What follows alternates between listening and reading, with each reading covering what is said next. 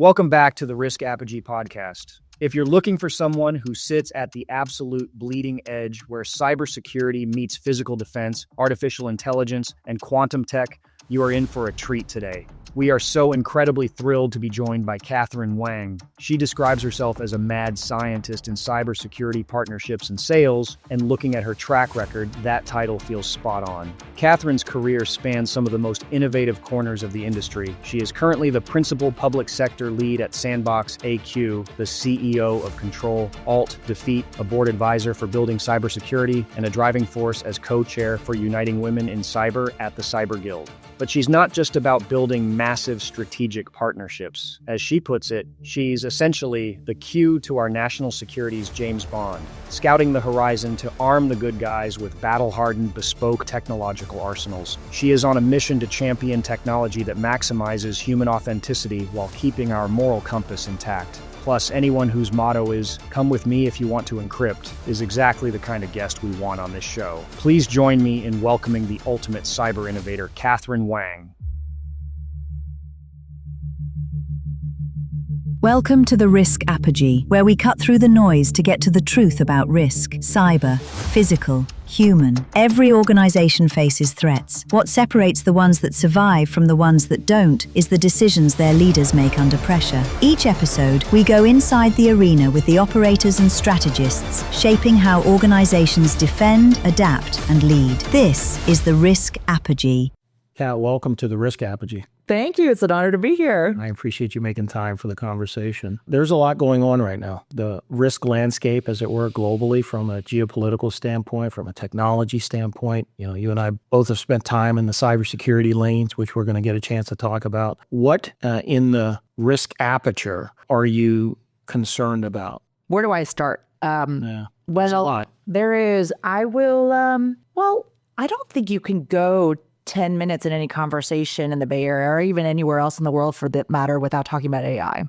AI is a tool. And in many cases, the people who are proceeding with some kind of a measured optimism, I find are being very balanced about how to effectively use a tool. They're thinking about what is the tool, the job I'm trying to accomplish? How will the tool help me get there? What are possible ways that I can injure myself with this tool? And there are other people that are just taking a tool and immediately starting to I wonder what this hammer is going to do if I rake it across this glass window. I do think that every country is taking a very different approach to AI. Every company is taking a very different approach to it. And it's fascinating watching how the approaches turn into policies, which turn into regulations, which turn into practice, and then what the long-term impacts are going to be with that approach towards AI and their ability to innovate or their ability to efficiently operate. What are the chief concerns that you hear from one company to the next? What are the themes that you see evolving? Yeah, so over-reliance and overconfidence in AI and its true ability. It's really just over not truly understanding the limitations of AI and then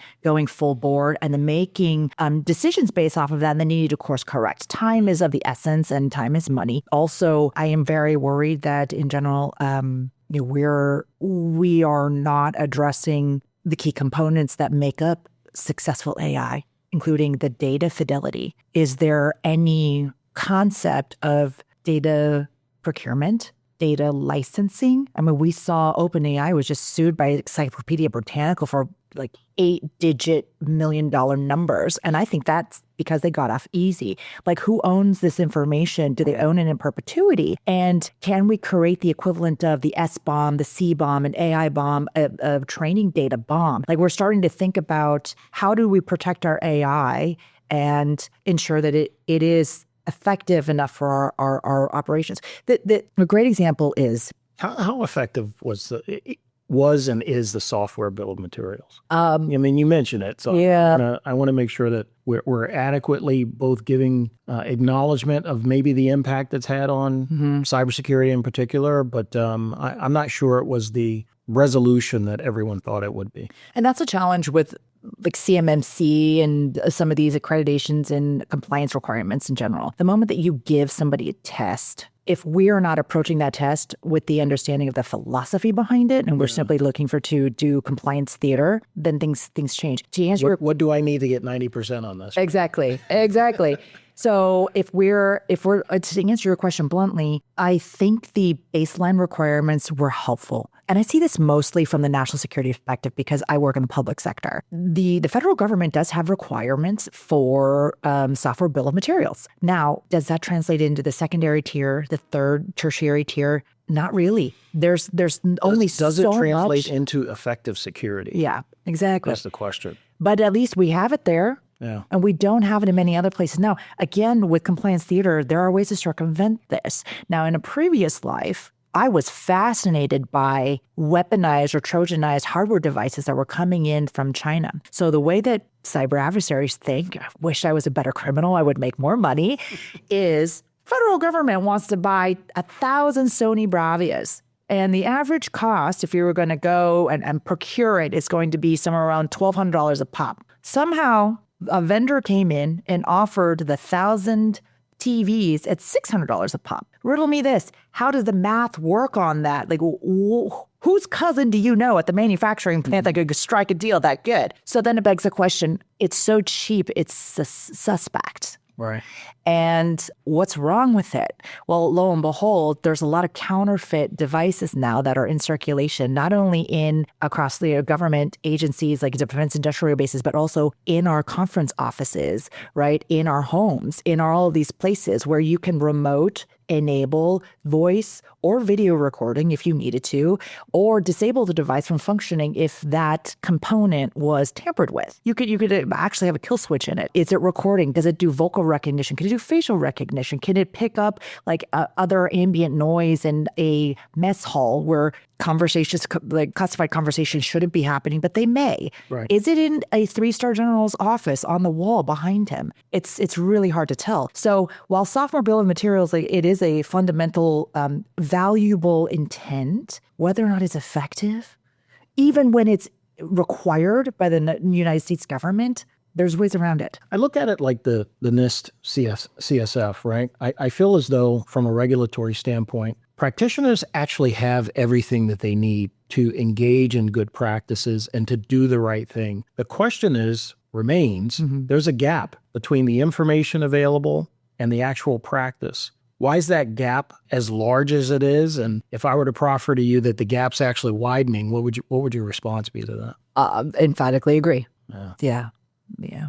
But this is where I think cyber psychology is something that I've started to go down in a hole, and it's very fascinating. I liken the whole world of security and risk being very similar to, an enterprise being akin to an operational organism. Mm-hmm. So if you go to a restaurant for breakfast and you see a donut for $1.50 or egg white omelet for $5, what do we choose? So the gap widens partially because we can go for something that feels good, that feels comfortable, and is cheaper, and it's immediate, right? We get to feel the immediate endorphin kick of that sugar high, or we can go for the clean protein that was probably harder to source, harder to Eating healthy is expensive. It is, but it's, to your point, the gap is widening because the choice for short-term pain, long-term gain is not something that I would say as a species we're wired to do right now. Yeah.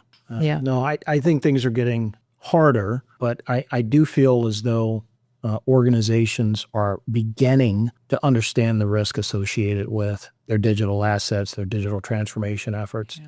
It just whether or not there's a willingness for them to then do the homework necessary to lean into things like artificial intelligence and all of its capabilities and do it safely and effectively, I think is still a question as to whether or not there's an answer to that. So this is somewhat of a rhetorical question, but what is the biggest impact that AI has had on enterprises today? Yeah, I think that's a hard question to answer because I don't know that enterprise has gotten their hands wrapped around the ROI associated with AI just yet, although I think that's coming. Because I think that there's a demand to very much understand, okay, we've taken the leap, we've made the investment in this technology. At some point, someone's going to come around and ask, okay, what are we getting for the amount of money that we're spending on this? So here's my observation, and I agree with you completely. I'm going to get it a little bit more, get a little spicy. The biggest implication that I've seen that AI has had on enterprises is a reduction in workforce. Yeah. I mean, I don't think anyone could argue with that. Mm-hmm. Now, I think many enterprises, especially the technology space, are still reeling from layoffs and reduction in force, basically based upon this idea that this entry-level work can likely be handled by an agent. Yep. So and I won't speak on behalf of every country out there, but what my understanding is that for the other countries that don't have a leg up on the last 50 years worth of technological advancement like the United States does, they took AI and they turned every single person that could into a hyper effective, efficient, contributing person to the workforce. Yeah. And we took AI and we actually did the opposite. We disabled our workforce by replacing them with AI. It was probably one of the most myopic things that we could possibly do with AI. You're touching on something that's super interesting here. So if we think of universal availability of these technologies and tools, is there a chance that we can sort of level set or bring up the quality globally of business operations, workforce requirements, that kind of thing? I mean, it sounds like from what you're saying, there's a chance for them to rise, and we could have gone higher, but we were taking a different path. Yeah. Yeah. Well, a good example of this, and this is a drop in the bucket, like what's happening right now with AI is going to make the Industrial Revolution look like a blip on the radar. Yeah. But back in the day, old-timey, there would be people that actually deliver oil to everybody's houses so they could light their lanterns and then put oil in all of the street lamps, right, that light the path on streets. Everybody was worried with the invention of the light bulb, Thomas Edison, that their jobs were going to go away. And yet we're here, right? And yet we've seen Well, their jobs did go away, and people adapted, or I should say industry adapted and found another way to incorporate those folks into the workforce. In fact, because of that, because of electricity, other industries grew and benefited from it. And I think that ultimately something similar will happen, although I think it's debatable. I still believe we're in the early stages of the AI revolution or evolution, however you want to describe it. Yeah, I agree. There's no question that AI is going to do some incredible things. And it's all compounding. I thought cyber threat landscape was untenable before. And then AI came in and just like melted my entire brain. I don't even know where to begin now. Not that I'm a skeptic on AI. I'm actually a very strong advocate for it, but a measured optimist.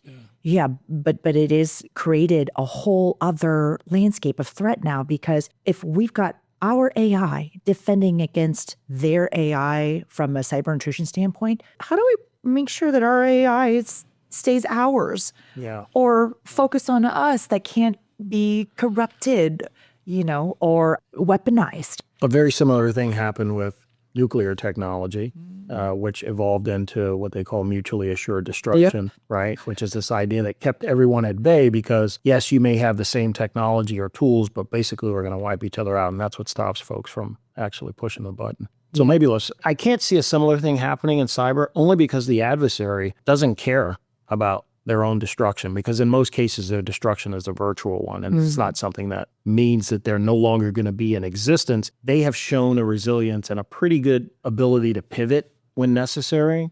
So I think if anything, as we begin to sort of reach parity with the adversary, I just think they're going to find new ways to leverage what they already have available to them, which is this winning percentage that is in their favor and an ability to essentially take any at-bat that they would like, right? So, and this is where I really do want to see a lot more convictions from cybercrime operations. Yeah, I don't think we've ever seen enough to make it a deterrent. Yeah, part of it is also they are protected from extradition laws. Like they're located in places that we cannot access. And with the geopolitical landscape right now, like if we are, the concept of our ability to work together to take down adversaries that may be nation state sponsored or may not be, just has become a lot harder. Right. Any concerns about robotics? That's a pretty interesting topic. I think it's sort of happening as an adjacency to this whole AI revolution. Yeah. And I don't think people know what to believe just yet because they're not present everywhere. I mean, we see some forms of the robotics. You have self-driving cars. You have DoorDash and some other things like deliver your foods. If you've been on any college campus here recently, they have the food delivery vehicles just sort of zooming around campus on their own. They're like little moving coolers. I think it's amazing. Any thoughts about that? Any concerns? My thought is it is necessary.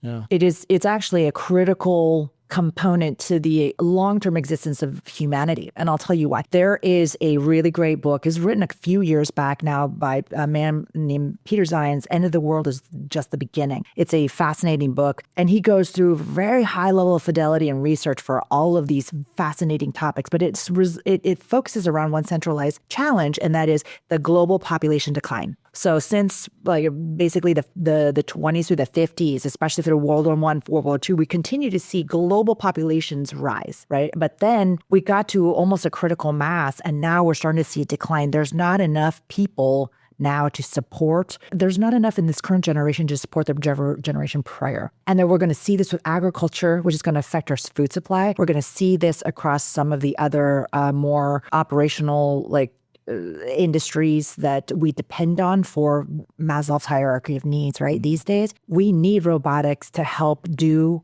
some of the scaled work that we no longer have human bodies to do. There are some countries that are going to fare better than others, the United States being one of them because they're a geographic area of success, right? We and France, I think, is the only one, the two countries that if everything went to hell in a handbasket tomorrow, we could hunker down and feed every single person within the country based off of food we produce in the United States alone. Other countries cannot say that.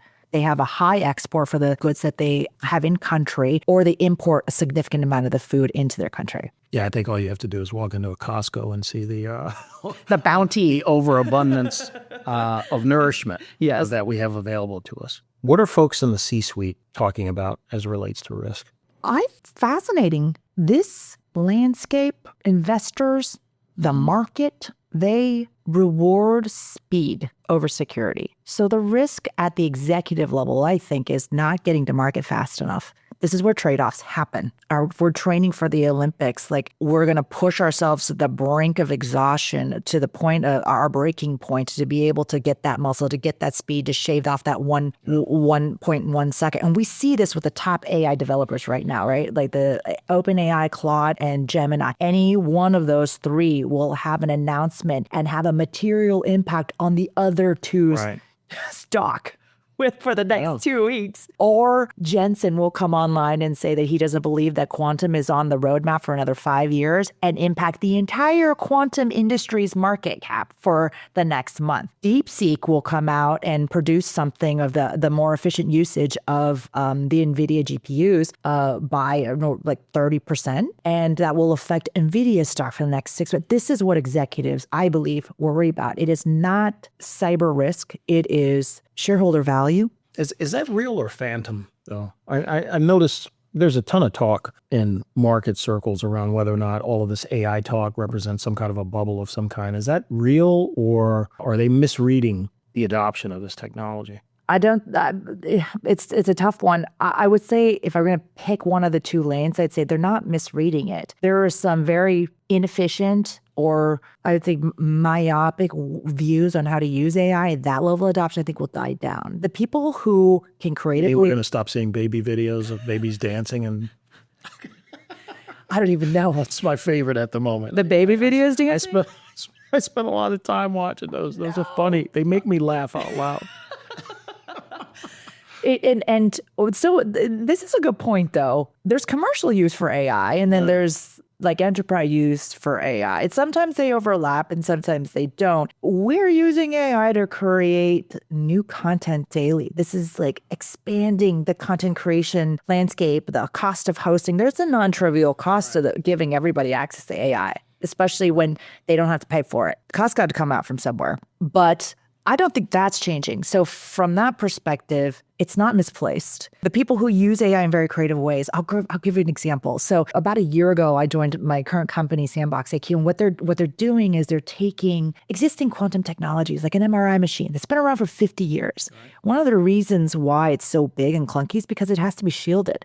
In a hospital, there's a lot of electromagnetic interference. And if you get that interference in there, the doctors cannot read the MRI properly. They cannot diagnose if you have heart disease or some kind of heart attack. People are dying on stretchers. One person dies every 5 minutes, some ridiculous statistic like that, because they cannot get into the MRI machines fast enough. So the AI application that's very creative is, well, what if we knew every electronic signature from every medical device, including the elevators within a hospital, and we could use it to filter out all of that noise. Signals, yeah. Now we have the ability to build an MRI machine about the size of a boom mic, wheel it from hospital bed to hospital bed, and start taking highly accurate photos for physicians to make better judgments to get these people life-saving care. Now, it gets even more interesting when you compile AI on top of all the results that you're getting. If you can increase the number of scans that you do and properly label them, what my heart does versus what your heart does is going to look like two very different scans. Not only because our gender, not only because our age, not only because of our like physique, like your body mass versus my body mass, like we will now be able to more granularly segment ourselves into these subcategories so that they can get, so physicians or even AI can take a look at, okay, if Kat is a woman of this age, this muscle mass, this ethnicity, her heart should be pumping like this. Yeah, it'll increase the quality of the information and data available to make judgments and make decisions. I think there are a couple of industries that are going to be hugely disrupted, and I think we're not even really seeing the impact just yet. And medical devices and medicine in general, I think, will be among the top industries impacted. Pharmaceutical too, right? Yeah. Like it's a $9 billion industry with a 90% failure rate. When you go and pay for your medication, you're not paying for how much it costs. For the failures. Yeah. that didn't work, huh? Exactly. All the experimentation, research. So I do think that the truly meaningful applications of AI is not misplaced. Are we going to cut 60% of our software development workforce in favor of AI? Well, I think Microsoft did just that, didn't they? Yeah. And there are some very large global internet platforms that are starting to hire them back. Interesting. Yeah. So, I mean, the shift, as we were talking about with electricity, the industry will find other ways to absorb these folks and their talents. There may be some pivoting required by these folks. Maybe there's an adaptation of their skill that's required. Yeah. Or learning a new skill that may be required. But I'm in full agreement. I think AI is a tool. I think it's a great tool. As a burgeoning business owner, I can tell you I'm able to do things with AI that previously I would have had to hire a team of people to do. Yeah. Which means that there's a cost-saving value to it that's readily apparent. Yeah, absolutely. We talked about AI. We talked a little bit about robotics. What are you guys doing in the space for the current company that you're working on that's important to you? So we kind of touched on quantum before. It had its moment when I would say 2 years ago, and then OpenAI came on the scene, and all of a sudden just redirected everybody's attention to AI. Yeah, we do have a little bit of the shiny toy syndrome, but quantum is still very much a focus area. I would call AI, if we were going to give it a psychological adjacency, like metaphor, I would call AI very much of a toddler. We're growing it. It's going to be incredible one day. It's already doing some amazing things, but like trying to manage it and make sure that it's learning all the right things that it should learn, and it isn't injuring itself and or others. Don't hit your brother with a cat like a toy is a full-time job. But then when you have quantum and the ability to just produce things at massive scale and speed, it's like giving this toddler a Sharpie pen or one in each hand and telling him to just like go nuts. And you're like, oh my gosh. The amount of the concerns that I have is every country has amassed a lot of IP or sensitive data off of everybody else for the last 70 years. When we have quantum computing hitting the scene, not only will it be able to help us accelerate AI and what AI does, but it will affect our ability to protect our IP or our sensitive information, our high-value assets. I mean, I do worry from a cyber lens. Quantum will change the game yet again. Right. And it will increase the threat landscape yet again. And I'm very worried that we're not ready for it. Yeah, I mean, maybe the nature of risk management is such that, every 3 to 5 years, first of all, you need to be looking at a window of the future, not necessarily protecting against events of the past. 3 to 5 year windows that we have in risk management, sort of planning for the future. Part of risk analysis, I think, is that, building for future growth and scaling. Yeah. And I think part of the challenge that companies experience is that they're so adamant about addressing the issues and concerns of the day that they're not even really thinking about building for the future. Is there a way to counter that? Are there best practices? Is there a way of thinking about risk that will enable you to plan for the future? Sure. So I'm going to say something unpopular. There's not enough people right now within cybersecurity to address all the problems. I don't even think there's enough tooling from the vendor landscape that actually truly addresses some of the sources versus the symptoms. So if we're outgunned and out-resourced, outmanned, and our leadership team is worried about speed over security, what do we do? My opinion is, in order to address the zero-sum game, you need to think about what your existential threat is. Like, what will shut your company down? Is it uptime? If you're a water processing plant or an energy plant that supplies critical infrastructure to the city, is it high-value assets? Is it the data that you have on your customers? Is it your IP? The AI that you have, that you're developing. Figure out what that is and make sure that if you get got, none of the adversaries can either A, take it for ransom or B, decrypt it. That's what I would do. Like, go straight to the source. Like, what is the adversary after? What do I have of value that somebody else would want? Core business. Yeah. Core business. Lock it up really well. And this is part of the reason why I feel like as we think about a post-quantum cryptography, we got to make sure that our data, our crown jewels, are protected. So all of these other perimeters are things that you have to deal with on a regular basis. It'll be very difficult for you to find a way to dig yourself out of that. Maybe you could tool it to the point where if you trust the security operations like platform to raise the truly like mission critical things to your attention, so you denoise properly, that you may be able to do more forward thinking things to further safeguard your perimeter. Like, but you cannot buy yourself that time unless you know that your crown jewels are secure. That's what I would do. Yeah.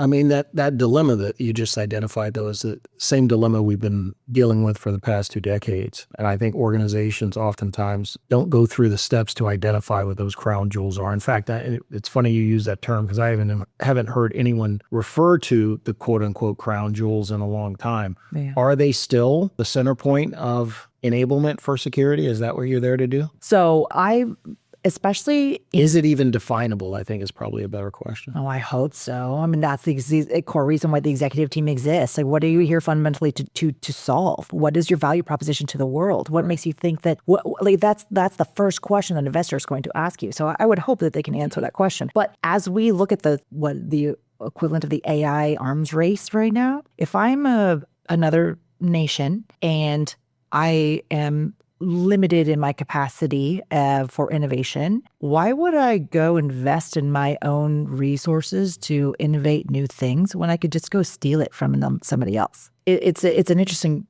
topic, but there are legitimate examples of how this has happened throughout the United States history, right? Think about where Huawei is and how they got there. There's a really great book. I've been talking about it a lot. I need to get some new repertoire. It's called Battlefield Cyber, and it walks through the whole process in which the PRC was able to do a ton of unknown intrusions to a Canadian company called Nortel Networks back in the day. Nortel Networks had satellite offices and very large ones in Texas, and there just happened to be a scandal in the financial sector for embezzlement. I think that's what it was. And while the entire world was looking at that particular use case, they were stealing trade secrets from the side, like right from underneath them. And then when Nortel Networks folded, the original platform for Huawei, what we know as Huawei today, went and bought all of the infrastructure. We're talking the actual buildings, the employees that worked at Nortel Networks, and immediately spun up Huawei. So how do these companies, around the world get the leg up? How are they able to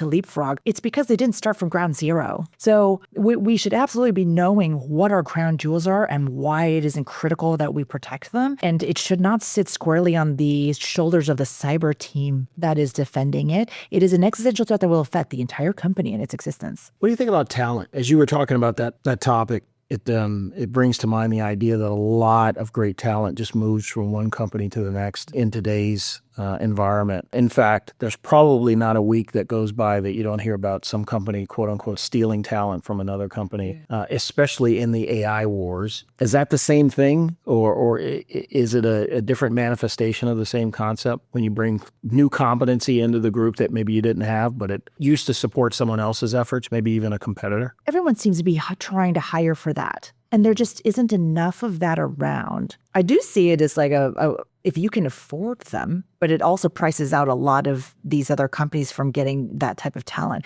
Do you need it? I don't know. But I don't know that you do. If you have these super... They seem to be convinced that they do, because the compensation packages are quite unbelievable. Yeah, and the expectation... If they're to be believed. Right. And if that expectation actually comes to fruition, they're worth their weight in gold, literally, then I guess, that's how they choose to invest. Somebody's optics. Right. Yeah. Oh, so-and-so just left blah for this one. I'm like, oh, okay, cool. Who's this person's name? Like you treat them like there's some kind of a celebrity out. Right. And maybe they are. Yeah.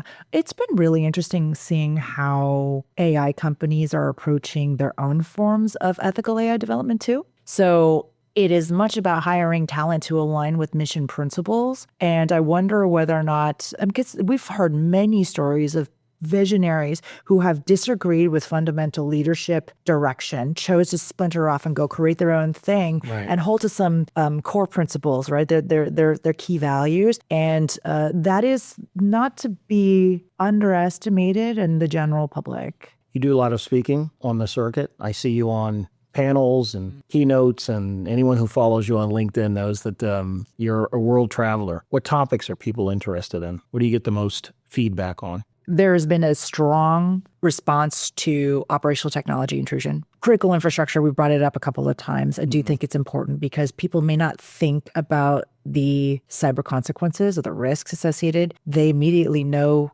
when their power doesn't, their houses don't have power, or they can't call their children to go pick them up because telecommunications lines are down. So there's a lot of interest about that. Quantum continues to be a huge topic. And then AI as well. I think a lot of people, the young rising professionals, are trying to understand how they find a place for themselves in the workforce now with AI. We've been, and I don't mean to sound an alarm, but sometime between like the 1930s, 1950s, and now, we've lost our ability to play the long game, right? China can have a 100-year plan, which means that you put the plan in place, you will never see it come to fruition. Your kids may never see it. Only your grandkids will do it. And it is a requirement for you to carry through that vision across 3 generations in order to hit it. It means you have to put so much forethought into what that's going to mean in 100 years, knowing how quickly everything changes in order for it to still be relevant and not be thrown out the window. We do not think that way, at least in Western culture. So how does that translate to kids these days? Half of the kids that I see, they're raised on tablets, the tablet nannies, right? They are having legitimate motor function issues. Their hands hurt after a minute of holding a pen. There's actually no need to learn how to type anymore, MK. Everything that I remember this. Dad, is that a problem? It is absolutely a problem. And I would say that there is a tactile, and this is a psychological, like there's tons of studies on this. There is a psychological and tactile association from doing repetitive motions. Some people memorize better when they have the tactile kind of experience. Some people are auditory learners. Some people are visual learners. And the process of, I cannot turn right on this street. It's closed down. How do I navigate myself to this end destination without using your GPS and having some sense of like internal navigation? Yeah. Those are not things that people use anymore. Now, are they going to be necessary is an arguable thing. But I guess the larger point I'm making is we put students in school and they go through a rigorous, like a set of coursework. They're told what to do their entire lives. And now you've got AI taking over their entry-level jobs, and they don't know what to do with like the skills that they've learned to turn it into a thing that's meaningful, amplifying what AI can already replace jobs to do. So you brought this up and opened the door, and I've been thinking about this. Are we even teaching from the elementary through secondary education level? Are we even teaching the right things to prepare folks for what's going to happen in the future? I mean, our system of education, even today, even if the AI boom was not happening, it's arguable that it's antiquated. It's based on a very, very old sort of structure. There's a seasonal component to, at least here in the United States, how kids are taught and when they're taught had to do with agricultural scheduling and all that kind of stuff back from the 1800s, which like doesn't make sense for today. But we can't seem to break the cycle, and we either don't want to adapt or don't feel the need to adapt what it is that we're teaching our kids when we're teaching them. As a parent, personally, I would love if my kids were in school year round, but I'm not sure that's shared by every parent. Any thoughts about, are we even teaching the right things? It's funny. It was recently Lunar New Year. So we went to a party and I had all these little kids and I had like 15 red envelopes, or it's customary to give cash to little kids. I think if you don't have a job, you get red envelopes. So every single one, and they're all lined up. They're anywhere from 1 all the way to 10. And there's like 15 of them. And I'm like, Happy Lunar New Year, learn AI. Happy Lunar New Year, learn AI. Happy Lunar New Year. Do you know what he's going to say? Learn AI? Yes. Good girl. Go ahead. Yeah. Are we teaching it? I'm not a child psychologist, but I will say this. I think it's actually more important to teach media literacy between the ages of, like, I don't know, 3, however, as soon as they're exposed to a device, to 12. Yeah, definitely through the teen years. Yeah. That's when it's got the substantive impact. Yes, sir. Media literacy. Just focus on the basics for your education. Learn how to hold a pen, all this. If you need to learn how to type to draft your report, awesome, but type it. Do not talk to type. Yeah. Do not use ChatGPT. Don't use any crutches. Like, learn the fundamental basics of communication. Learn how to work in groups and in pairs. Learn how to have shared responsibility.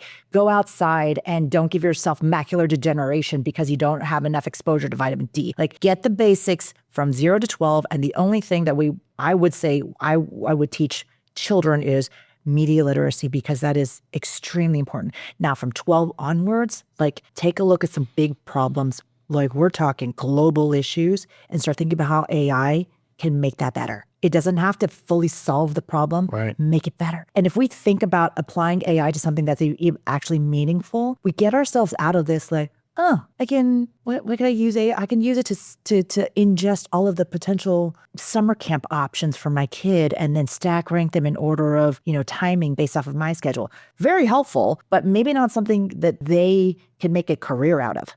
I'm oftentimes influenced by things I read, songs I hear. There's been a rare occasion, there's a piece of artwork that I see that might inspire me. What are you reading? What's inspiring to you today? You're reminding me that I need more sources of inspiration. I try to learn cross-disciplinary things. It takes me out of my world and gives me perspective on why I do what I do. Yeah. Like, fitness culture has been a really big part of how I psychologically condition myself for discipline. So where I can, I try to not choose the donut. Or I learn about neurodegeneration, right? And so I find all of those things very inspiring. And if you realize after you pursue knowledge and self-fulfillment and improvement in all these other areas, every single one of them is impacted by cyber. Every single one of them can be impacted by AI. And when I go down these paths, I give myself, again, purpose for why securing that layer is going to be so important, and then why the proper usage of all of these technologies really will accelerate and make our lives better. So that gives me inspiration. Otherwise, the grind is rough. Well, we're wishing you luck on the continued grind. I really appreciate you coming into the studio for the Risk Apogee. This episode, I think, is going to be helpful to folks who key in on it. And thanks for your time. Where can folks connect with you? Where can they find you? I'm on LinkedIn a lot, and I'm speaking at conferences quite frequently. I'll be at RSA, I'll be Black Hat, and I'm very optimistic for this space. So for anybody who's interested, just try to remember 2 things. Know what your data is worth, because you now have a digital identity, and whether you like it or not, everything you put out there, if it's on the internet, it stays on the internet, Yep. And try to think about how these technologies can change the world as opposed to just very reactional applications and uses. Kathryn Wang, thank you. Thank you. All right. Thanks for being here on the Risk Apogee. Every episode, we dig into what it actually takes to lead through risk. And that's the same work we do every day at Apogee Global RMS. Cybersecurity, physical security, organizational resilience, talent strategy. One integrated approach built around your people, not just your platforms. Are you ready to move from reactive to resilient? Visit apogeeglobalrms.io and sign up for a risk-free consultation with our team of advisors.